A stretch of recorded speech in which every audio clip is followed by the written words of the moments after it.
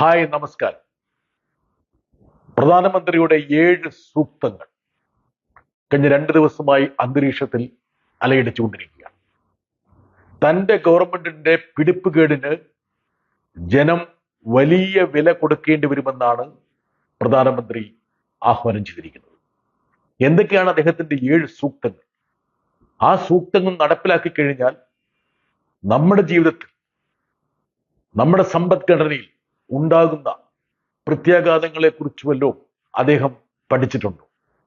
പഴയ നോട്ട് നിരോധനത്തിന്റെ 2ാം പതിപ്പാണ് അദ്ദേഹത്തിന്റെ ഈ സൂക്തങ്ങളെന്ന് കൃത്യമായിട്ട് പറയാൻ കഴിയും. എന്താണ് 1ാമത്തെ സൂക്തം?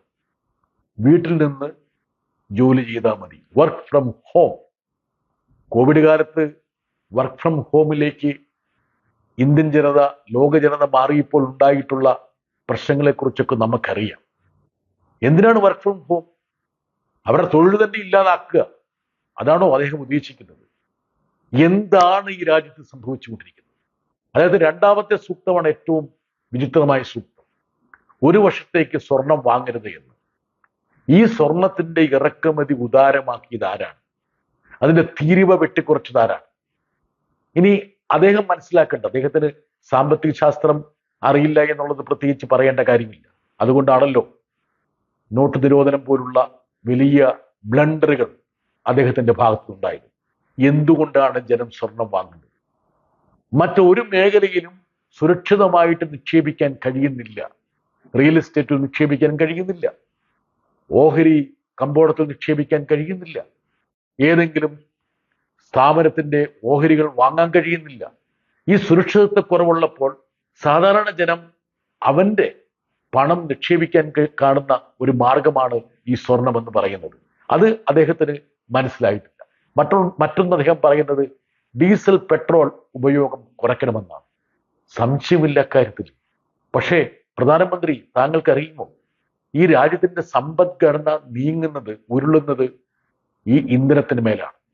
ഒരു രാജ്യത്തിന്റെ സമ്പദ്ഘടന നല്ല രൂപത്തിൽ മുമ്പോട്ട് പോകുന്നു എന്ന് മനസ്സിലാക്കണമെങ്കിൽ അവിടെയുള്ള എണ്ണയുടെ, ഇന്ധനത്തിന്റെ ഉപഭോഗം മനസ്സിലാക്കിയാൽ മതി. എണ്ണയുടെ ഉപഭോഗം കൂടുമ്പോൾ സമ്പദ്ഘടന കൂടുതൽ മുന്നോട്ട് ചലിക്കുന്നു എന്ന് സാമ്പത്തിക ശാസ്ത്രജ്ഞന്മാർ കൃത്യമായിട്ട് പ്രതിപാദിക്കും. അപ്പോൾ നമ്മുടെ ഒരു സാമ്പത്തിക മാന്ദ്യം, വ്യവസായ മാന്ദ്യമാണോ അദ്ദേഹം ഇതിലൂടെ പരോക്ഷമായിട്ട് സൂചിപ്പിക്കാൻ ശ്രമിക്കുന്നത്? മറ്റൊരു വിചിത്രമായിട്ടുള്ള സൂക്തം, രാസവളം, അതായത് കെമിക്കൽസ് ആൻഡ് ഫെർട്ടിലൈസേഴ്സ്, അതൊക്കെ വേണ്ടാന്ന് വെച്ച് നമ്മൾ പ്രകൃതിദത്ത കൃഷിയിലേക്ക് മാറണം, നാച്ചുറൽ ഫാമിങ്ങിലേക്ക്. പറയാൻ വളരെ എളുപ്പമാണ്. പാവപ്പെട്ട കർഷകന് എന്തെങ്കിലും വിള കിട്ടണമെങ്കിൽ അവന് മതിയായ വളം വേണം. നിങ്ങൾക്ക് ന്യായവിലയ്ക്ക് കർഷകന് രാസവളം കൊടുക്കാൻ കഴിയില്ല എന്നുള്ളത് കൊണ്ടല്ലേ ഇപ്പോൾ ഇങ്ങനൊരു ഉപദേശവുമായിട്ട് വന്നിരിക്കുന്നത്. ഇത് നമ്മുടെ ഭക്ഷ്യോൽപാദനത്തിൽ സൃഷ്ടിക്കാൻ പോകുന്ന പ്രത്യാഘാതങ്ങളെ കുറിച്ച് പ്രധാനമന്ത്രിക്ക് എന്തെങ്കിലും അറിയുമോ? അദ്ദേഹത്തിന്റെ അടുത്ത സൂക്തം, അതായത് ഫോറിൻ ബ്രാൻഡഡ് ഒന്നും ഉപയോഗിക്കുന്നു. 10 ലക്ഷത്തിന്റെ സൂട്ട് ഉപയോഗിച്ച ആളാണ് അദ്ദേഹം. 10 ലക്ഷത്തിന്റെ സൂട്ട്, അദ്ദേഹം ഉപയോഗിക്കുന്ന വാഹനം, അദ്ദേഹം ഉപയോഗിക്കുന്ന ഏതാണ് വിദേശ നിർമ്മിതമല്ലാത്തത്? മാത്രമല്ല, ഇന്നത്തെ ലോകക്രമത്തിൽ ഏതാണ് വിദേശം, ഏതാണ് സ്വദേശമെന്ന് നമുക്ക് എങ്ങനെ പറയാൻ കഴിയും? നമ്മൾ ഉപയോഗിക്കുന്ന ഓരോ ഉൽപ്പന്നങ്ങളുടെയും അതിന്റെ റോ മെറ്റീരിയൽസ് എവിടെ നിന്നാണ് വരുന്നത്? ചൈനയ്ക്കെതിരെ ഇവർ പറയാറുണ്ട് പലപ്പോഴും. ചൈനയുമായിട്ടുള്ള വ്യാപാര ബന്ധം 2 മടങ്ങായി വർദ്ധിച്ചത് മോഡി സർക്കാരിന് കീഴിലാണ്. ചൈനയുമായിട്ടുള്ള ഇറക്കുമതി, ചൈനയിൽ നിന്നുള്ള ഇറക്കുമതി ക്രമാതീതമായി ഉയർന്നത് BJP സർക്കാരിന്റെ കീഴിലാണ്.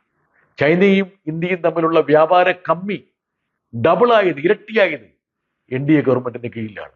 നമ്മുടെ മാനുഫാക്ചറിങ്, നമ്മുടെ ഫാർമസ്യൂട്ടിക്കൽ, നമ്മുടെ അടിസ്ഥാന മാനുഫാക്ചറിങ് വ്യവസായ മേഖല, ഇതൊക്കെ നിൽക്കണമെങ്കിൽ വിദേശത്തുള്ള ഇറക്കുമതി വേണം. അതുകൊണ്ട് ഏതാണ് സ്വദേശി, ഏതാണ് വിദേശി, ആർക്ക് കൽപ്പിക്കാൻ പറ്റും?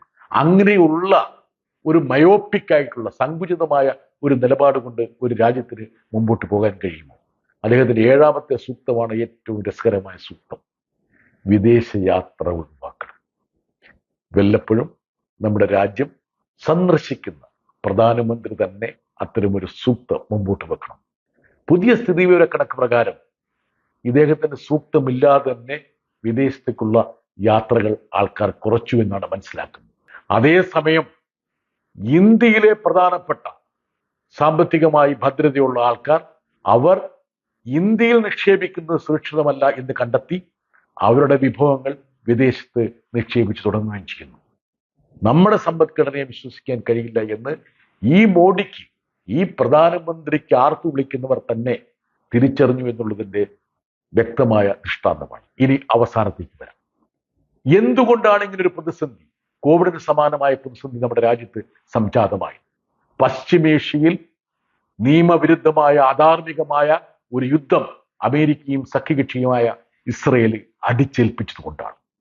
ഒരു സോവറിൻറ്റിയുള്ള, അതായത് സ്വാതന്ത്ര്യമുള്ള, പരമാധികാരമുള്ള ഒരു രാഷ്ട്രത്തിന് മേൽ കടന്നാക്രമണം നടത്തുന്നു. എന്നിട്ട് നമ്മളെന്തെങ്കിലും ശബ്ദിച്ചു?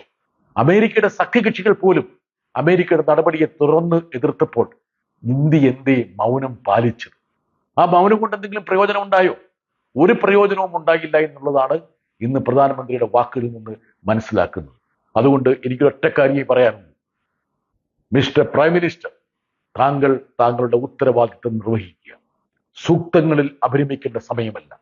ഈ രാജ്യത്തെ കൈപിടിച്ചുയർത്തേണ്ട ഒരു ഉത്തരവാദിത്വമായിരുന്നു നിങ്ങളിൽ ഏൽപ്പിച്ചത്.